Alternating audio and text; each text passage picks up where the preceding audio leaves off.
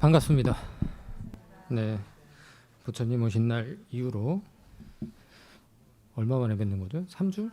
3주 만에? 3주 만에 뵙는 거죠? 저희가 그 부처님 오신 날 이후에 제가 그 지금 현재 동화사에서 그 학인 스님들 강의를 하고 있어서 그 결제 날에 한거 결제 날에 여러분들을 못 뵀습니다. 그 점 양해 부탁드립니다. 양해해 주실 거죠? 네. 저의 마음은 여러분들 마음속에 있었는지 없었는지 여러분들은 잘 모르시겠지만 찔리는 게 너무 많다 보니까 여러분들 마음속에 저는 들어가려고 했었습니다. 그 뜻이 잘 통했는지 모르겠습니다.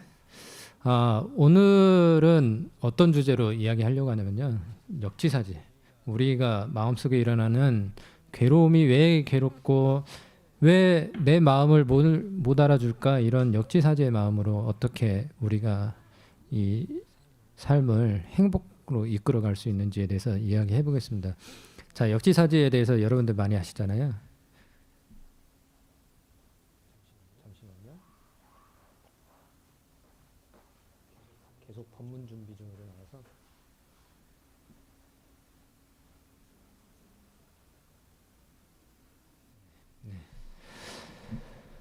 여러분들 역지사지에 대해서 이해한다면은, 역지사지의 사고를 가지고 계시다라고 하면은 마찰은 과연 생겨날까요? 괴로움이 생겨날까요? 사람으로부터 받는 그런 괴로움은 아마 없을 거라고 생각을 합니다. 제 이 정의에 반론을 하실 분 혹시 손 들어주세요. 제가 받아들이겠습니다.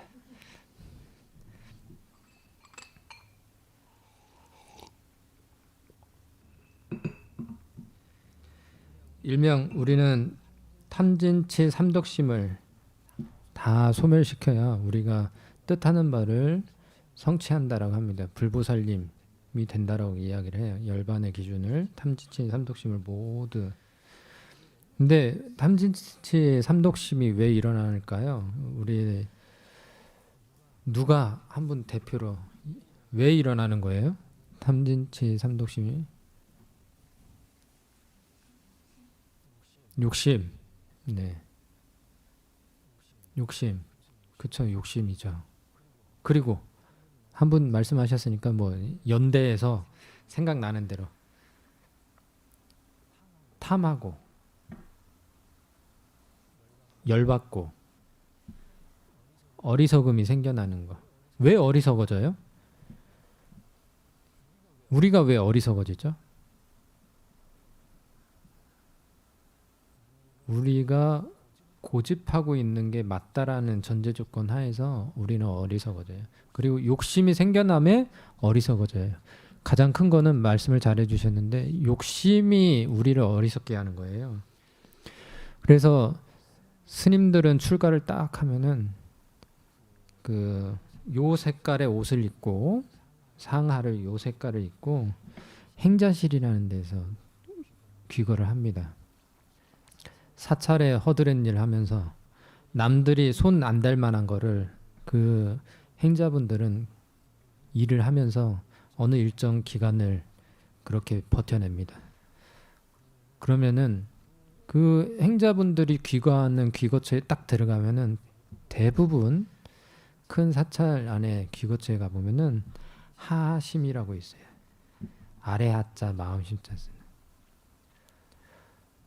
우리 하심 하면은 제가 가끔 인용하는 것 중에 하마 가끔 인용하잖아요. 하마. 범어사에 보면은 일주문 지나서 딱 가다 보면은 하마라고 적혀 있어요. 돌덩이. 말에서 내리라는 거잖아요. 우리는 하심은 뭐예요? 하심. 마음을 낮추는 거예요. 일반적으로 마음을 낮춘다라고 이야기합니다. 근데 마음을 낮추는 게 아니라 내려놓는 거예요. 그러면은 그랬을 때 욕심이 생겨날까요? 자, 역지사지와 욕심을 내려놓는 거가 어떤 관계가 있냐면은, 사람으로부터 받는 괴로움 존재는 내가 그 사람의 입장을 이해를 사실 못해서 그래요. 그 사람도 나를 이해를 못하기 때문에 거기에서 마찰이 생기는 거예요. 눈높이의 편차가 일어나니까 그 편차만큼 내가 괴롭고 내가 시달리고 내가 상처받고 내가 어리석어지는 거예요. 그래서 우리는 어떻게 돼요? 역지사지라는 이런 주제를 내려놨어요. 그러면 하심과의 역지사지는 어떤 관계가 있느냐? 하심은 제가 처음에 행자님 뭐 한다고 그랬어요? 남이 손 안 댈 만한 허드렛 일. 이 계신 분들 중에 범어사에서 저 행자 생활하는 거 보신 분, 보살님 저 못 보셨나요? 보셨죠? 남들이 손 안 댈 만한 거 해요. 그때는 내가 이러려고 출가했나 이런 생각도 들고 괴로움이 막 일어나요. 하산도 하고 싶은 생각이 많이 납니다. 근데 버텨요. 왜? 내가 이것 때문에 내가 뜻을 세운 거를 굳이 접을 필요가 있을까? 이런 생각을 합니다. 그리고 또 많은 행자분들도 그렇게 생각을 하실 거예요. 하지만 그때 어떠한 번뇌심이나 마찰이 생기면은 내가 왜 이런 걸 해야 돼 하는 순간 그게 길어지면은 자기가 뜻을 세운 거를 접어요. 뭐에?